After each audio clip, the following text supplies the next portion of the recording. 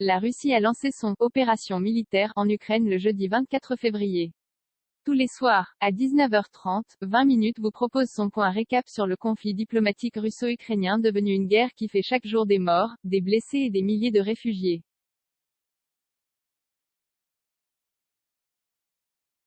Qui a fait quoi, qui a dit quoi, et qui soutient qui et pourquoi. Vous saurez tout sur l'avancée des négociations et sur les événements de cette crise qui secoue la Russie, l'Ukraine, l'Europe ou encore les États-Unis.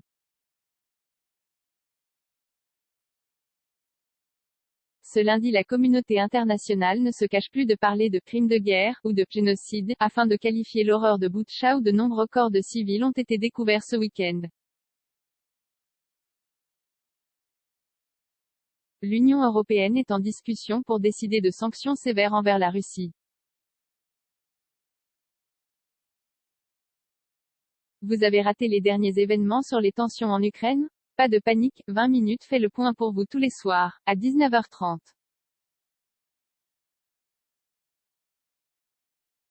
Qui a fait quoi? Qui a dit quoi? Où en sommes-nous? La réponse ci-dessous. L'info du jour. Emmanuel Macron s'est déclaré lundi favorable à ce que l'Union européenne décide de nouvelles sanctions vis-à-vis de la Russie, après la découverte de centaines de corps de civils dans la région de Kiev.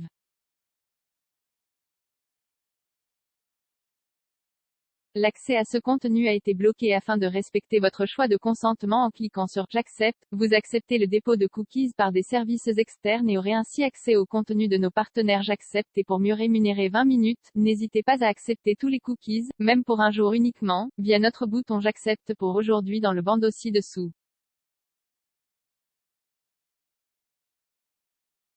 Plus d'informations sur la page politique de gestion des cookies. Ce qui s'est passé à Boutcha impose un nouveau train de sanctions et des mesures très claires, a déclaré le président français sur France Inter.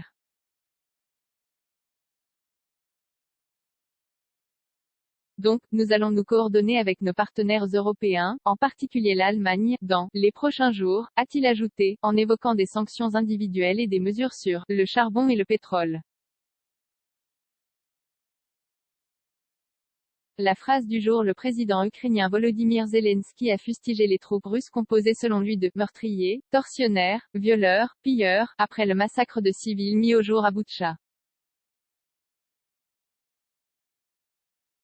L'accès à ce contenu a été bloqué afin de respecter votre choix de consentement en cliquant sur « J'accepte ». Vous acceptez le dépôt de cookies par des services externes et aurez ainsi accès au contenu de nos partenaires. J'accepte et pour mieux rémunérer 20 minutes, n'hésitez pas à accepter tous les cookies, même pour un jour uniquement, via notre bouton « J'accepte » pour aujourd'hui dans le bandeau ci-dessous.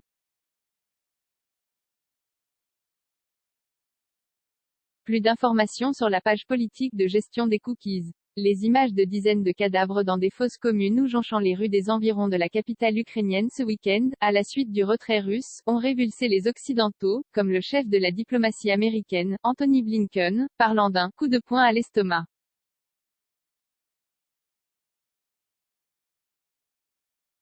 Le chiffre du jour. 18 300. C'est le nombre de soldats ukrainiens tués depuis le début du conflit selon le ministère de la Défense ukrainien. Ce dernier, qui publie régulièrement un bilan des pertes russes sur le terrain militaire, estime à 18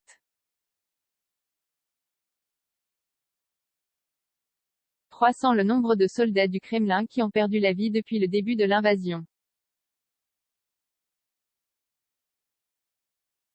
D'après Kiev, 134 hélicoptères et 147 avions russes ont aussi été abattus.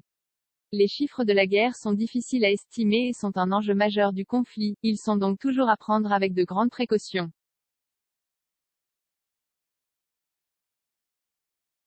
Pour le moment, aucun décompte indépendant n'a pu être effectué. La tendance du jour. Dans la lignée des déclarations du président Emmanuel Macron, l'UE discute en urgence de nouvelles sanctions contre Moscou, réclamées également par l'Allemagne, après les massacres de la région de Kiev, a indiqué lundi le haut représentant de l'UE Joseph Borrell.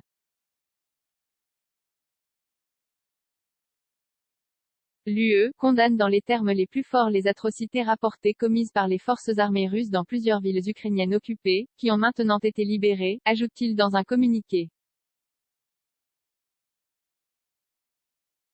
L'unanimité des 27 est nécessaire pour l'adoption de nouvelles mesures. Si un consensus est trouvé au cours de la réunion des ambassadeurs, il devra ensuite être validé par les capitales. Les dirigeants européens vont-ils enfin taper fort après les récents événements en Ukraine? C'est tout l'espoir de ces prochains jours.